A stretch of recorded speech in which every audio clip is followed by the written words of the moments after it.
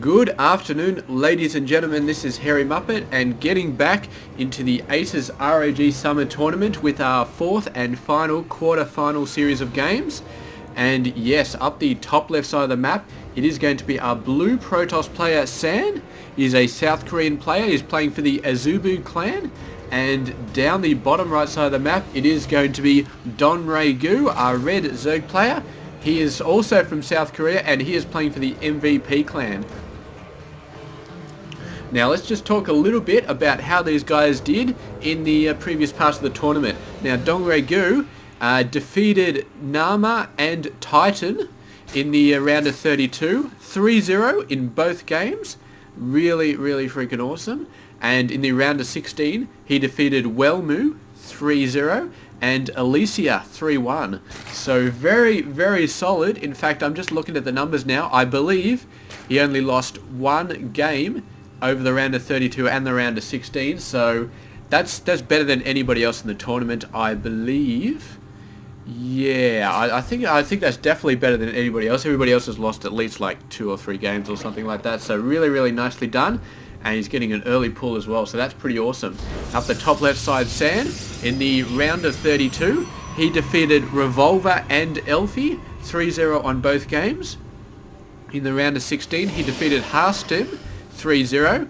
He did lose versus Happy though, 2-3, so he's obviously not happy with that. And then went on to beat Harstim again, 3-0, to just shoot out into the quarterfinals. So fairly solid there. And yeah, he's looking like he's going to be very strong for this quarterfinal as well. But I mean, we've just come away from watching and/or casting the one of the most epic PVZs I've ever seen, Stardust versus Hyun.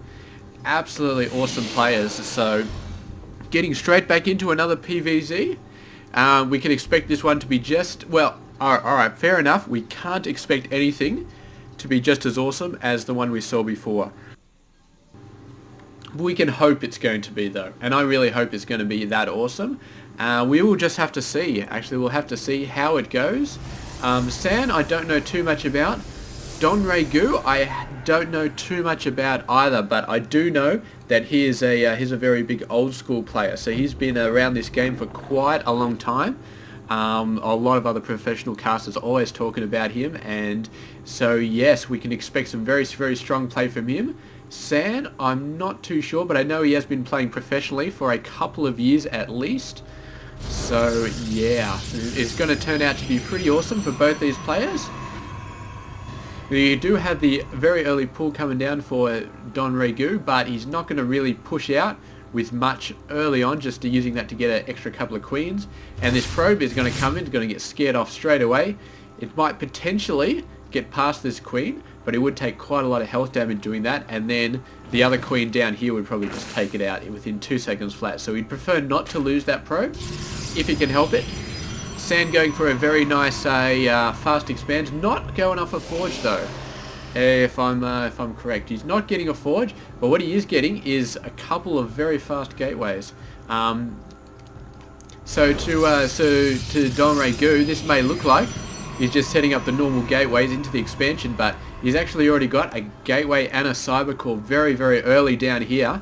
So without those buildings at his main, it looks like it's a bit slow of a fast expand. But with those buildings, you can see he's really going to be able to get the army units out. He's going to get warp a lot faster. He's going to be able to get stalkers a lot faster.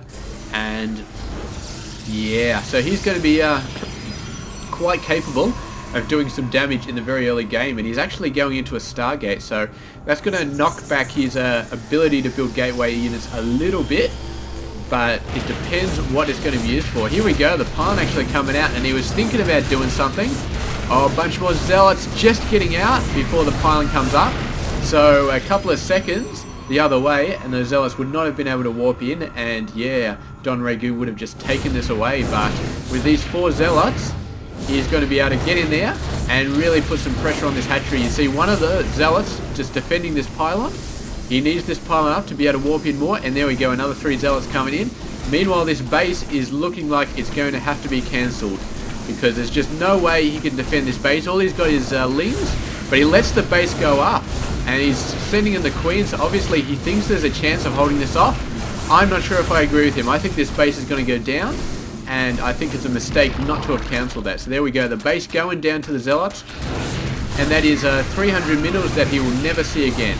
So yeah, not good. The Zealots trying to come in, but the Ling numbers are starting to get a little bit scary, and this Queen, man, totally caught out of position, walking off the creep, and with the time warp there as well.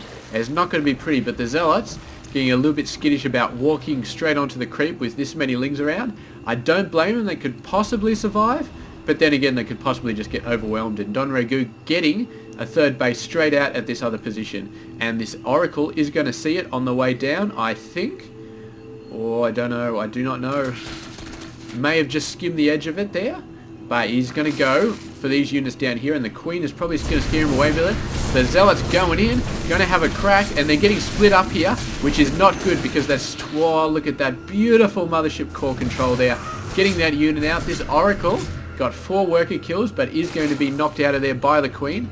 So really great control there as well, with that double attack. The Lings, meanwhile, are just going to run out. They need to do something because so far, Sand is just doing beautiful stuff all over the place, and DongRaeGu has just been defending pretty much and hasn't been doing an extremely good job at that. Look at this beautiful gate. I thought maybe they could get in the north side, but not quite.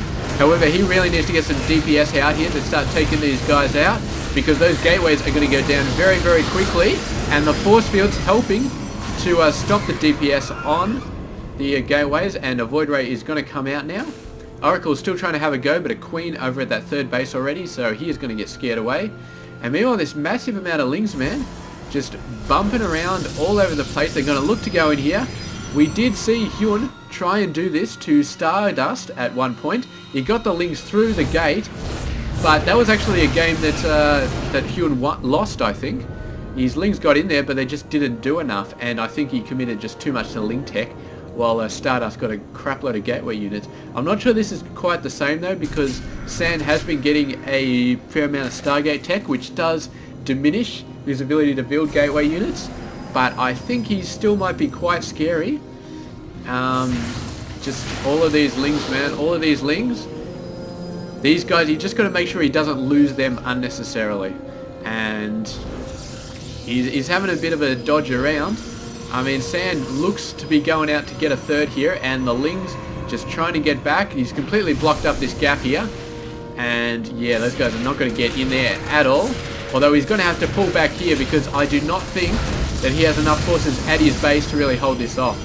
Warping a couple of Zealots, but actually the Lings choosing to run. They might be thinking about flanking this force, but not a good idea. Way too many Zealots in that army.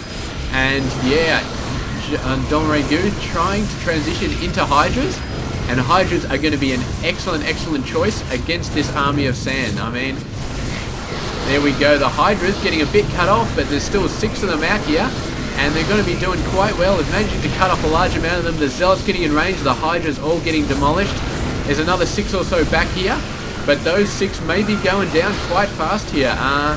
Yeah, I don't think he's got quite enough, and there we go, this massive ground army, man. While DongRaeGu was getting all the Lings, I mean, the Protoss was just getting all the gateway units, and Lings just get shredded by Zealots, absolutely shredded. So it is actually quite what happened to Hyun when he faced off against Stardust a few games ago. Just went in there, we tried to make something happen with a whole bunch of Lings, and didn't do enough damage, and in the end the gateway army just came out and just owned him, because he basically just had Lings.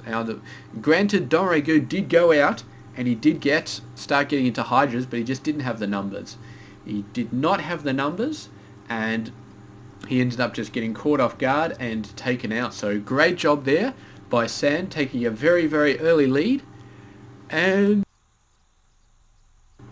yeah, we're going to be we're going to see how this goes, because 2 Protoss in the semi-final, man. We've already got Alicia there, Stardust having been knocked out, but getting another Protoss in there would definitely be a very, very awesome. So yeah, we will see what happens though. Sand still's got to win 2 more games to make it to the semi-finals, and DongRaeGu definitely showing that he cannot be easily pushed around in this game. He can be pushed around a little bit, but not easily. It's definitely not easy. So, yep, alright, moving on to game number 2. This has been Hairy Muppet. I hope you enjoyed this game. Stay tuned for game number 2.